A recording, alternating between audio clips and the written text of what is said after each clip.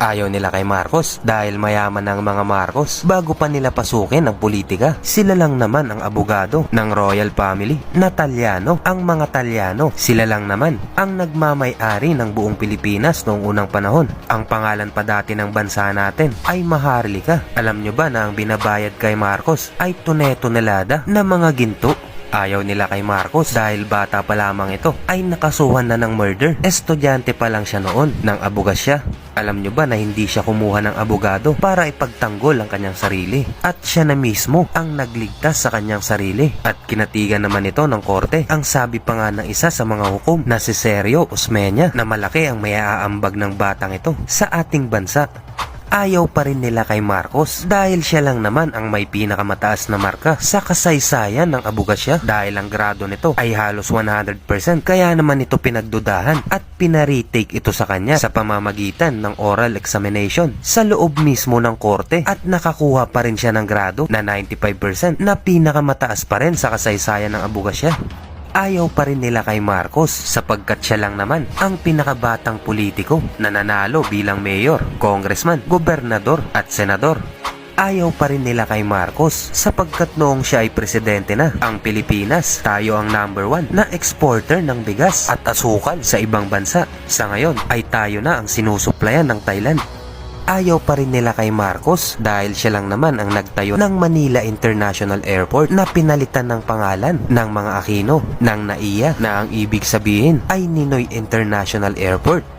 Ayaw pa rin nila kay Marcos dahil proyekto din ito ang LRT-1, Heart Center of the Philippines, Kidney Center, Nayong Pilipino, Bataan Nuclear Power Plant, Coconut Palace, PICC, Philippine Lung Center, Film Center, Golden Mosque for Muslim, SLEX and NLEX, ang pinakamahabang tulay sa Pilipinas, ang San Juanico Bridge, The Manila Planetarium, Kalawit sa Paripan, Palawan, MTRCB, NEDA, PGH, PDIC, Children's Hospital.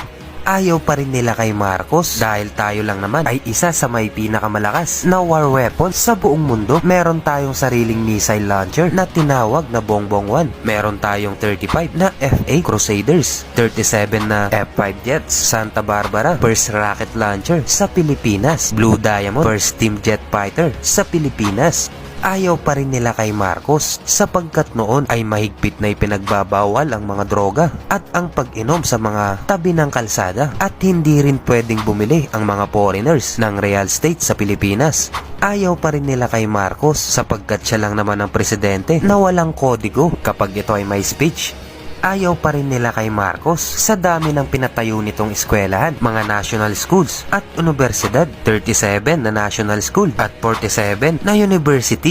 Ayaw pa rin nila kay Marcos sapagkat nakagawa ito ng 20 na power plant sa iba't ibang sulok ng Pilipinas. Isa na dito ay ang Bataan Nuclear Power Plant na ipinasara ng Administrasyong Aquino simula nung sila ay umupo sa administrasyon. Ito pa ang ilang power plant, ang kilalang Magat Dam, Angat Dam at marami pang iba.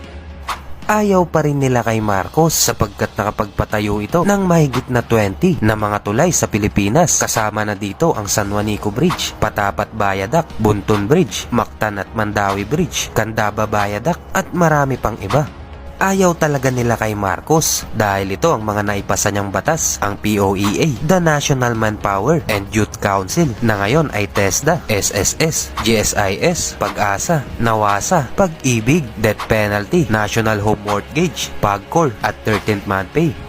Ilan lamang yan sa mga proyekto ng Pangulong Marcos at hindi ko na rin siya inisa-isa sapagkat napakahaba ng listahan. Shoutout Marites Castillo. At sa lahat po ng sumusuporta sa channel na ito, sa mga gusto pong magpa-shoutout, comment down below. Ikaw kaibigan, ayaw mo rin ba sa Pangulong Ferdinand Marcos? Ikaw ba ay naniniwala sa mga paninira sa kanya? I-comment mo na yan. Alam naman natin na lahat ng ibinibintang sa kanila ay walang napatunayan sapagkat walang sapat na ebidensya at na-dismiss lahat ng kaso. So once again, thank you and I will see you guys on my next video.